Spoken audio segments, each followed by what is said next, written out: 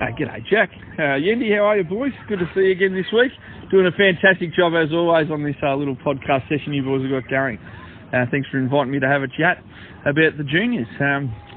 As we've just getting towards the pointy end of the season, it's good to see all of our juniors are in a position that can make finals. So from the 11s right through to the 15s. Unfortunately, we didn't get the 17s up this year, but all sides are in a position that we can make some finals and hopefully, get to the real pointy end of the season. I'm lucky enough to have been involved with these the 11s and the 15s this year, as I've got two sons playing, but and taking over the main reins while Woody's overseas representing our club and our country at the Masters tournament. So very fortunate to be in the position to be looking after the 15s, which has been good. We've obviously holiday period with school and stuff. We've had a few outs, but the boys have been acquitting themselves pretty well in that area. And looking against last week, we played the Melton Centrals, which were a tough challenge for us. They're sitting second on the ladder, and we really needed to try and see what we're up against coming into finals.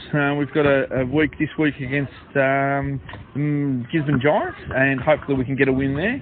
And then the last week we go against Melton Ones, and they're sitting top of the ladder. So it gives us a real good look at what we can expect in finals time, and hopefully the boys can come away with a couple of wins in the last few home and away season to get into the finals and have a good crack at getting deep into the final series. It's been a very enjoyable year, and all kids have developed well, so it's been a really positive thing from our point of view.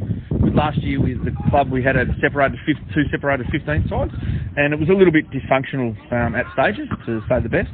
And this year we've got a really galvanised group. We've got 29 kids that were playing footy at the start of the year, which leaves us with some, rotation, not issues, but some challenges to try and get as many games into all the kids as we can. And I think Woody, as senior coach in the 15s, has done that particularly well. We've got guys have been rostered off on certain weeks and just made sure that we've got good game time into everyone, and that means that we've got a really solid group that's galvanised well together, and they're starting to learn the craft of footy a bit better. So yeah, that's where we're at with the juniors. Yeah. I think that's one of the best elements of the Woodend Football Club.